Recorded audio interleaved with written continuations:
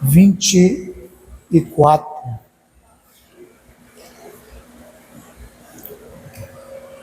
Quem achou aí, diga amém. Quem não achou, diga assim: Pastor Rubens, espere por mim.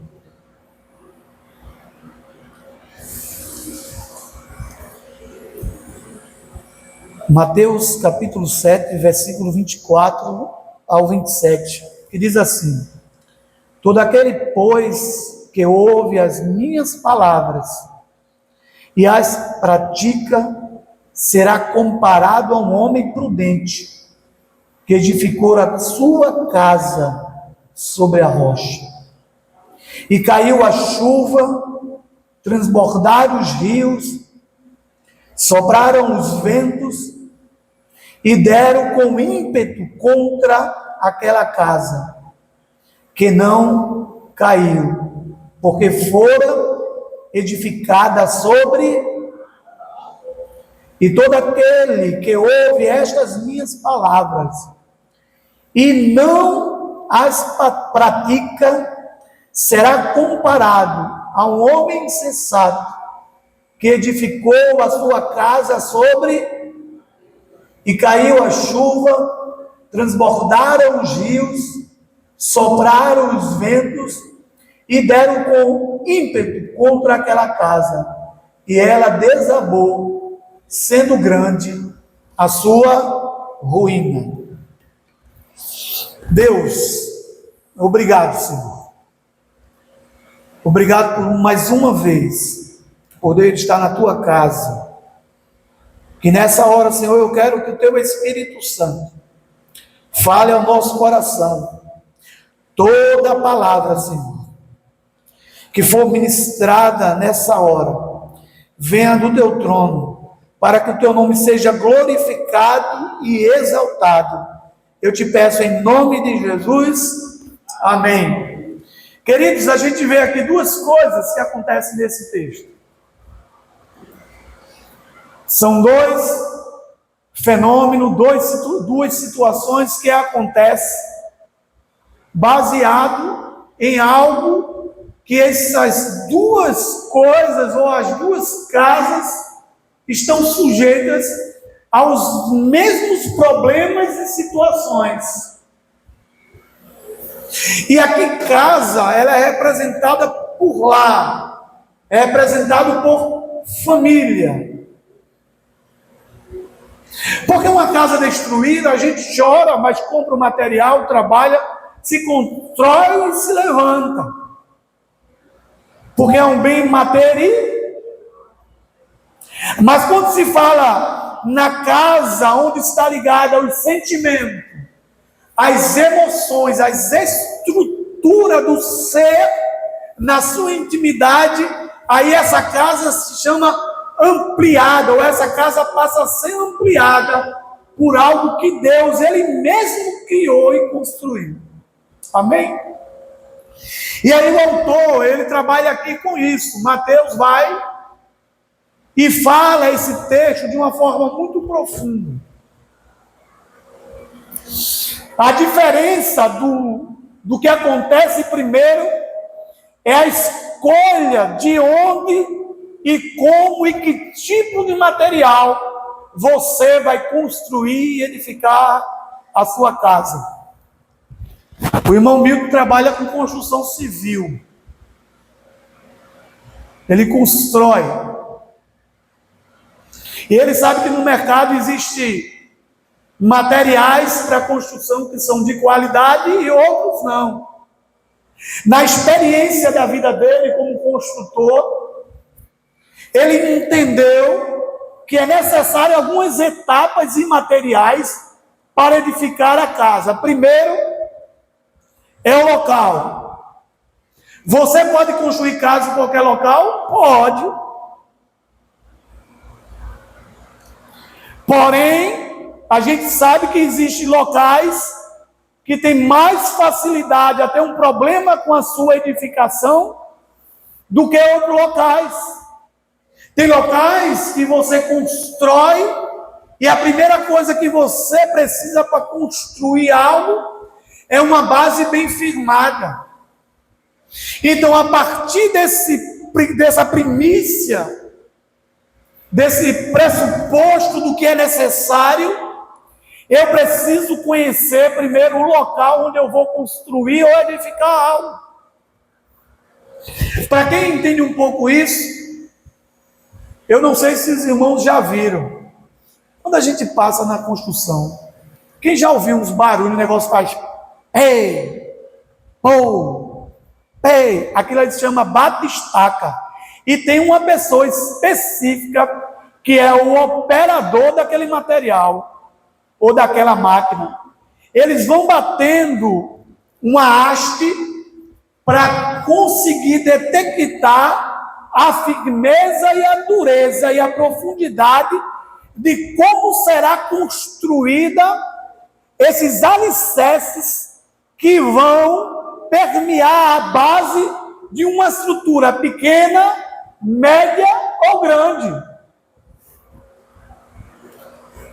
E quem é casado ou vai casar ou está casando, sabe dos impasses. É fácil construir algo? Não. Existem etapas e princípios. Então, primeiro, base. Voltando para a nossa estrutura de lar, casa, família. Qual tem sido a sua base estrutural para edificar a sua casa, o seu lar, o seu marido, a sua família, o seu esposo, os seus filhos, a sua mãe, o seu avô, a sua tia, quem quer que seja que está envolvido nesse lar, e qual é a estrutura, qual é a base onde você tem firmado o seu lar, a sua família. Então começa de uma escolha. Mas o autor diz aqui, ele relata as duas situações. Tem pessoas que não se preocupam de fazer a sua base. Pastor, e que base é essa? A Bíblia diz que a fé vem pelo ouvir, e ouvir a... Vocês estão aqui? Amém? A fé vem pelo ouvir, e ouvir a...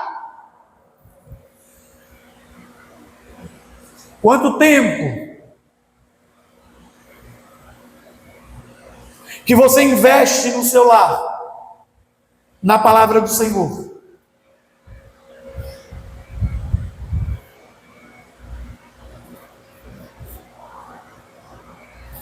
Eu até brinco na sala dos jovens.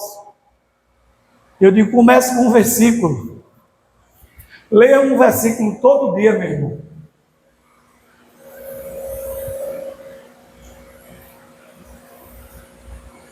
Eu todo dia, quando eu vou para a igreja, para o trabalho, que eu vou levar Vastim e Mateus, a gente lê e escuta e conversa sobre a palavra do Senhor, pelo menos 5 a 4 capítulos, todo dia de manhã.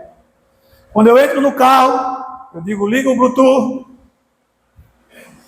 A gente, esse mês que passou, eu acho que a gente estudou o livro de João já umas 5 vezes. O livro de João. Aí o Patrick faz, de novo, pai, eu disse, tu gravou quantos versículos? Porque o salmista diz assim, escondi a tua palavra para não pecar. Se a fé vem pelo ouvir, e o lugar de guardar a palavra é o coração, primeiro eu preciso ouvir. Pastor, E como é que eu escuto? Lendo. Quando eu leio a palavra, eu escuto, amém, sim ou não?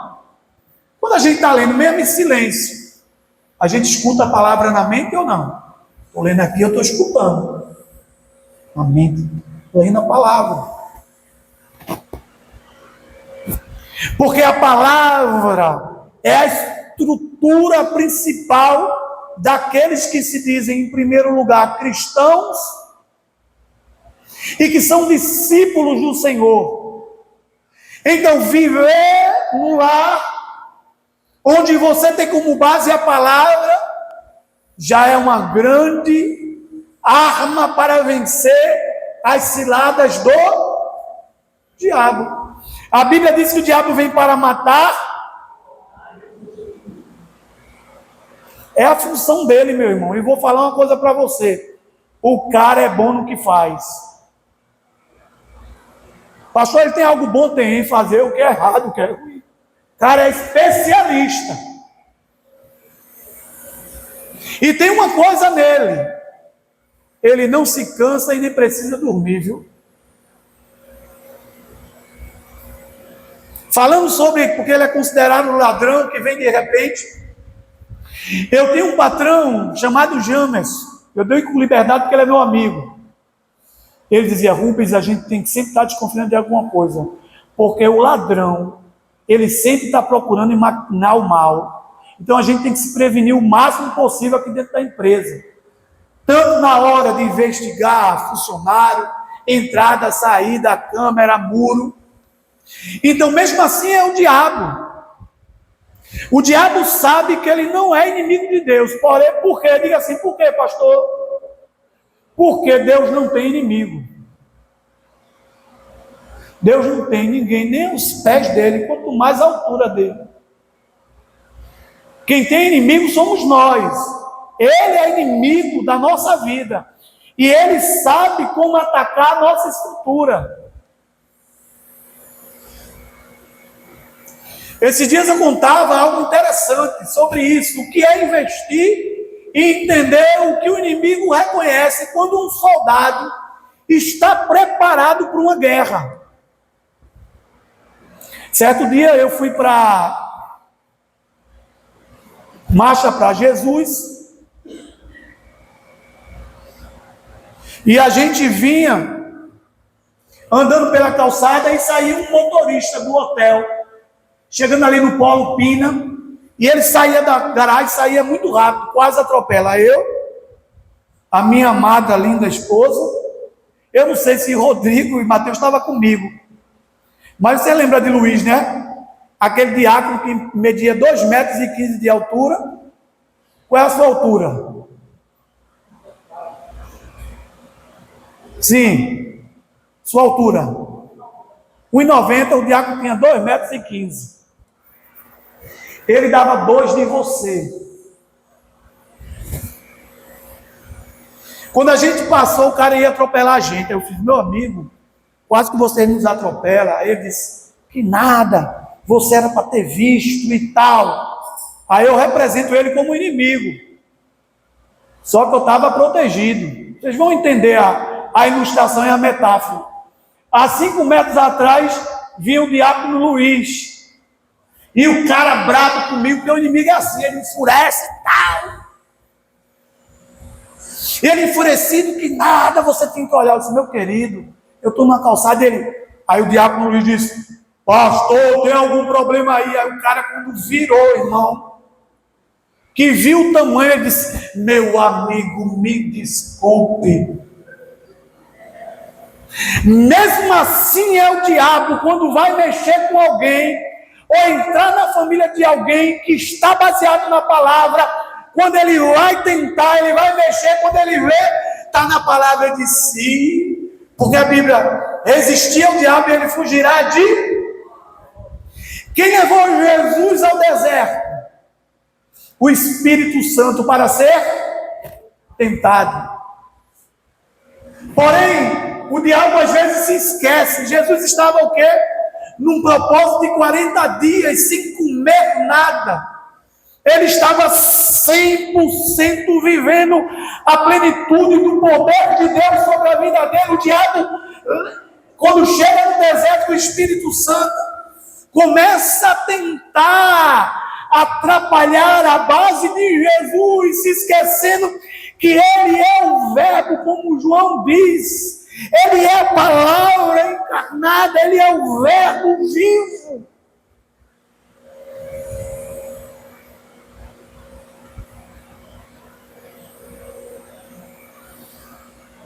E ele, sabendo que Jesus estava no processo, e diz: olha, se tu mandar falar aí com os anjos, com Deus, essas pedras serão transformadas em... Deus tinha poder para fazer aquilo, sim ou não?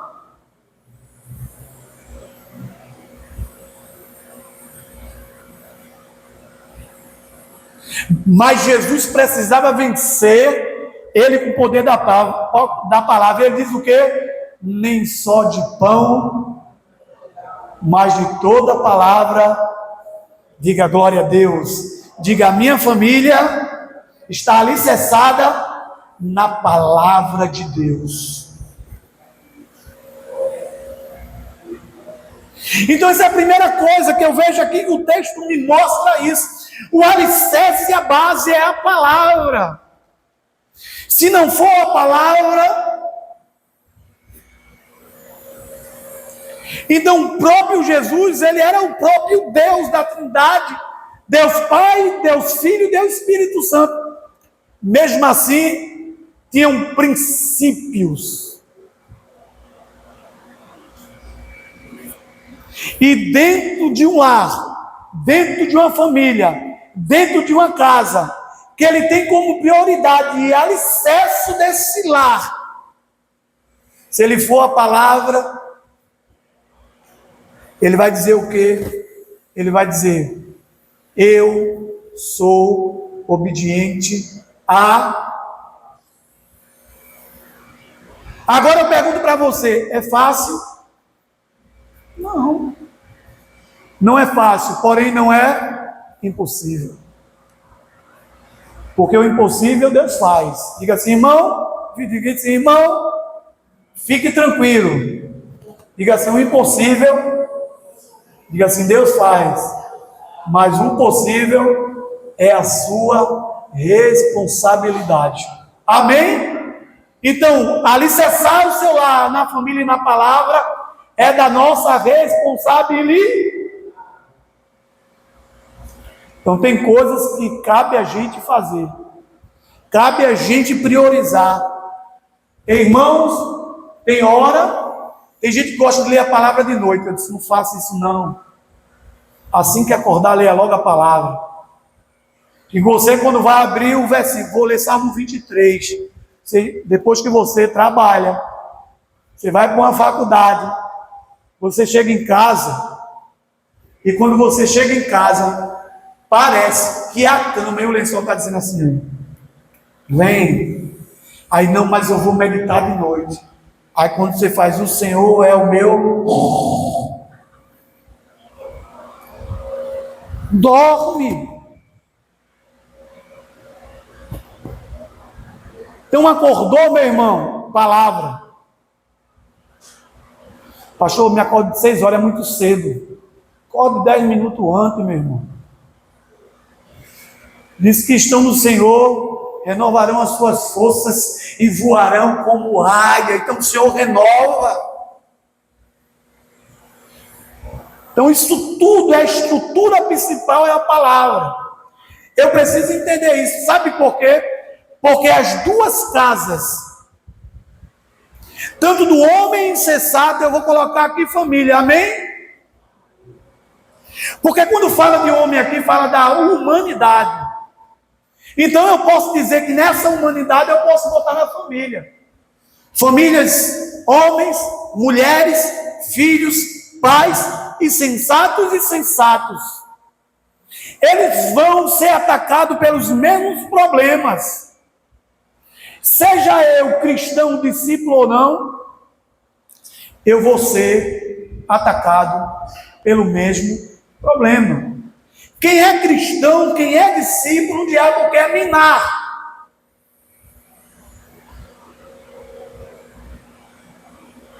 Ele não quer, ele não deseja, porque ele sabe, se existe uma família e um lar estruturado na palavra, ele faz como Jesus. O diabo tentava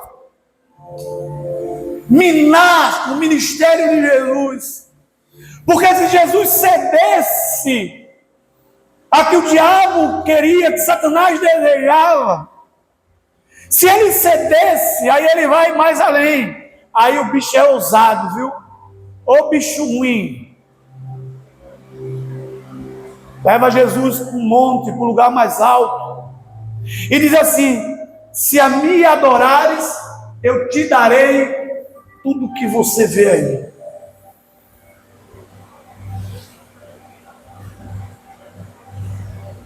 mulheres, homens, pais, mães, filhos e filhas, como é o mês da família. Quantas vezes nós somos seduzidos pelo pecado? Seja no desejo, na mentira, no egoísmo, na arrogância, de querermos termos sempre razões nas discussões.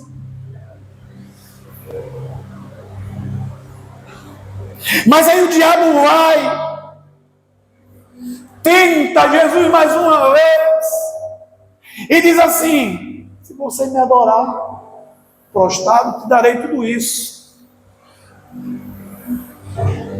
Deus uma vez já prometeu poder ou riqueza a alguém? Não, o que Deus veio prometer para a gente é que vai trocar míseros anos aqui na terra, para que você viva uma vida eterna com Ele, gozando de paz, alegria e prazer. Por isso que você precisa edificar o seu lar, você precisa edificar a sua casa na palavra. Então o diabo vai diante de Jesus, ele usa o mandamento, diz assim: Satanás, só a Ele eu vou adorar e prestar culto. Mas foi através da palavra.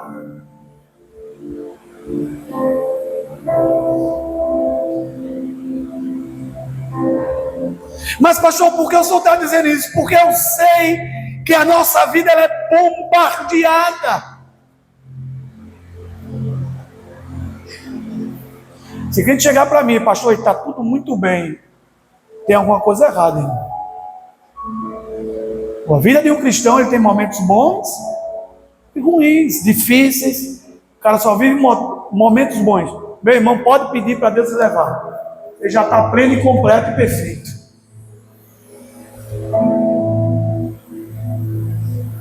E Jesus sabia disso.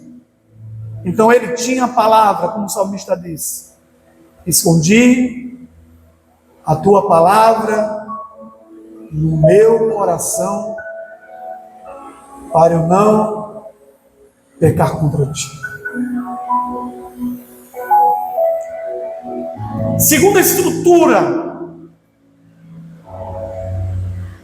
Porque se a gente for pensar e refletir em Jesus como Deus, como parte da Trindade, a gente pode levantar um pensamento, nós podemos levantar um pensamento teológico, filosófico. Se ele era Deus, ele precisa orar.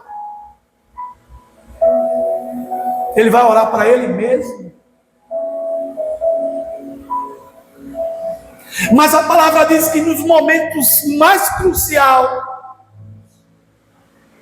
Jesus estava orando. Ele era Deus. Às vezes a gente não para pensar nesses detalhes. Ele era Deus.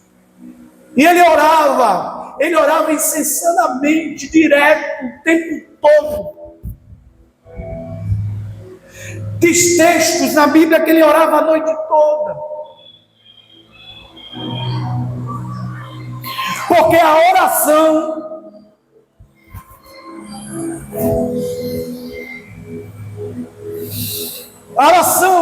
faz parte dessa estrutura para edificar o seu lar.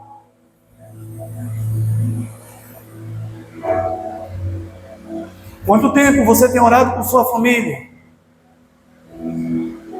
Quanto tempo você tem orado com a sua esposa? Quanto tempo você tem orado com o seu marido? Quanto tempo você tem orado com os seus filhos? Quanto tempo você tem orado com a sua irmã? Quanto tempo você tem dito assim: olha, filho, vamos orar? E eu me coloco nessa situação também. Às vezes nós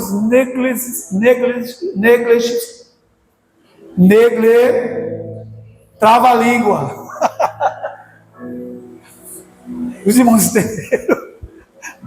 travou. Negligência de um ato que é oração foi mais fácil. Boa estratégia. Então você precisa orar.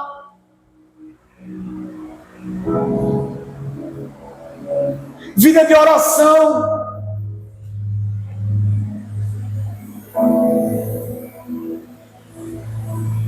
Quanto tempo? Esses dias eu tenho orado tanto de madrugada, irmãos. Não porque é o melhor horário, viu? De madrugada é melhor. Não, o melhor horário de orar é todo o tempo, toda hora, sem cessar, dia e noite, buscando a palavra do Senhor. Agora tem gente que só tem tempo de madrugada, essa hora é de madrugada. Aí eu oro, coloco a mão sobre a minha esposa. Deus, é a minha esposa, Senhor. Cuida dela. Senhor, cuida do meu filho Rodrigo. Senhor, cuida de Mateus. Senhor, meu filho, minha esposa.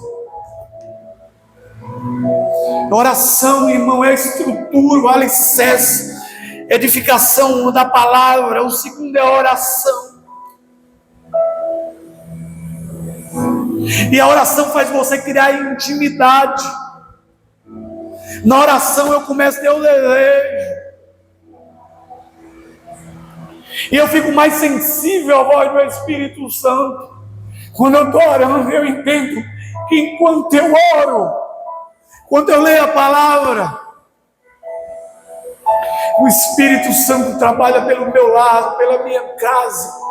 Quando eu leio a palavra, eu me lembro do versículo que diz assim: crê no Senhor teu Deus, e serás salvo tu e a tua casa. Quando eu leio a palavra, vem sobre o meu coração e fortalece a minha fé.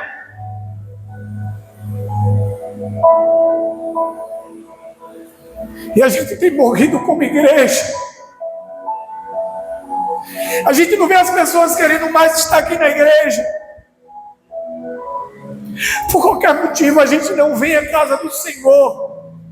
Por qualquer motivo a gente não se dedica.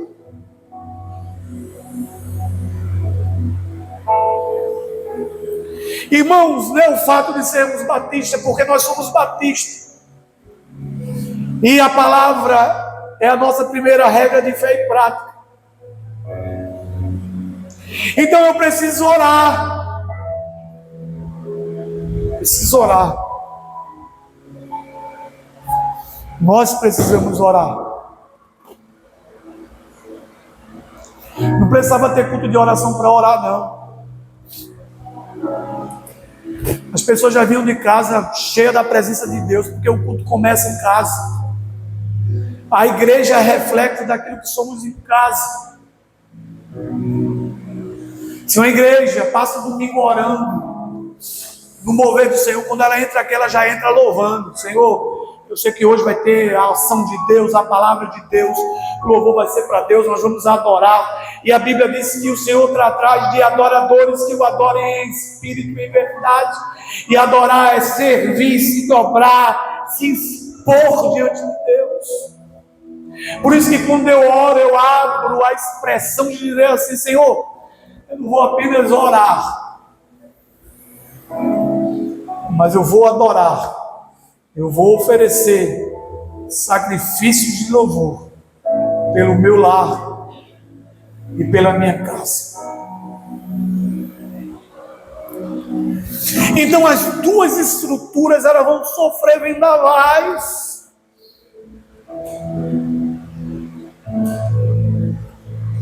Quem é que é cristão e nunca passou por problema, diga amém. Mas quem passa por problemas, diga eu, pastor.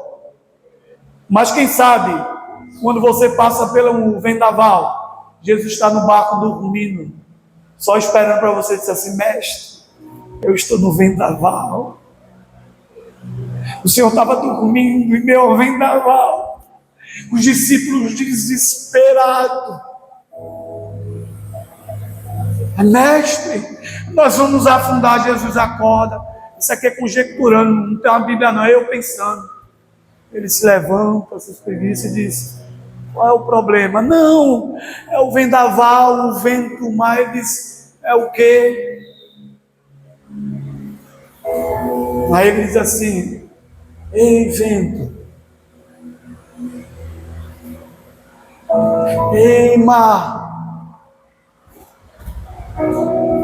nós precisamos entender isso.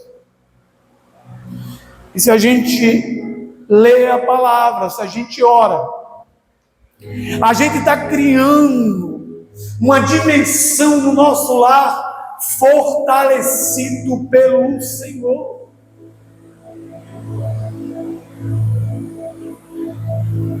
Talvez alguns não tenham essa prática, não, ficou para o passado. E a terceira base da nossa estrutura é o jejum. Jejum no original, irmão, significa abstinência.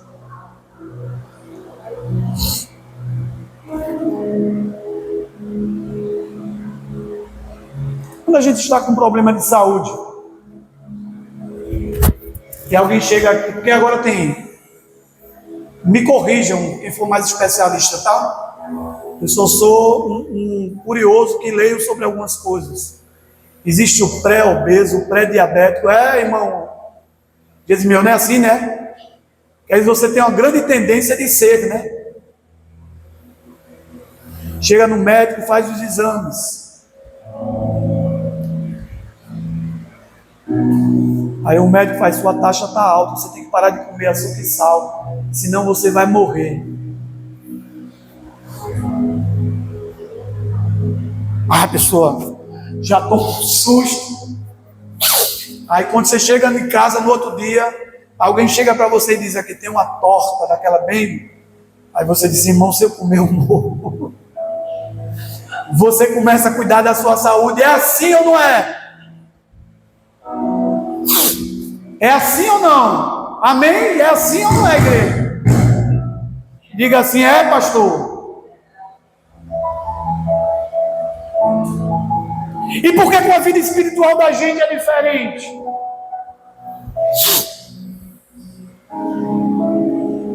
Se você precisa ler mais a palavra e você não está lendo, o que é que você tem que fazer? Ligue para a pessoa que está ao seu lado e diga assim: meu irmão, você só tem uma alternativa, é ler a palavra.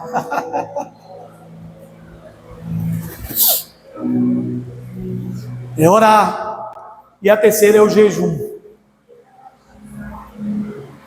E às vezes a gente é forçado na nossa saúde. Sal é as duas coisas mais venenosas para a saúde. Sal e açúcar. Mas uma comida salgada é tão gostoso, né, irmão? Um achaque no feijão, hein? Uma lasanha com bastante queijo, cheio de sal. É bom. É bom ou não é? É. Mas quando você não pode, porque você sabe que você vai morrer, você diz, e depois se habitua.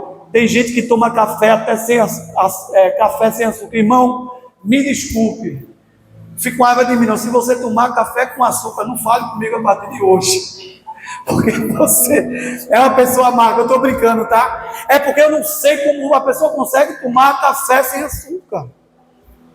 É a única coisa que eu permito você tomar com açúcar, é café. Mas, irmãos, Deus nessa noite está dizendo assim para você: edifique o seu lar e a sua casa nas armas que você tem, está disponível. Palavra do Senhor, oração e jejum. Edifique o seu lar, a sua casa, a sua vida. Pastor, eu não sou mais casado, eu sou sozinho. Mas você é casa de Deus, você é templo e morada do Espírito Santo de Deus. Você continua sendo casa de Deus.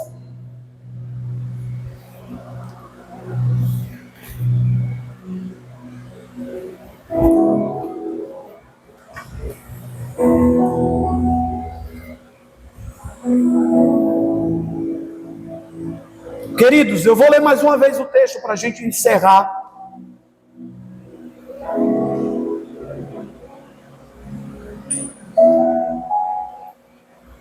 Todo aquele, pois, quem está com o ouvido aberto aí, diga amém. Deus está falando no coração da gente assim tremendamente. Todo aquele, pois, que ouve estas minhas, de quem era a palavra?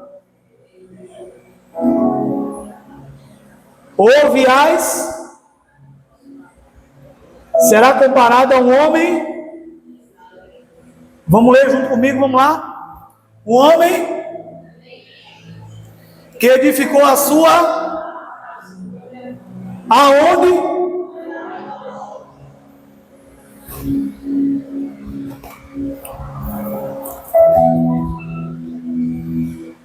Vire para a pessoa que está ao seu lado, dê um sorriso, agora diga assim para ela: quem é a sua rocha? Fique em pé em nome de Jesus.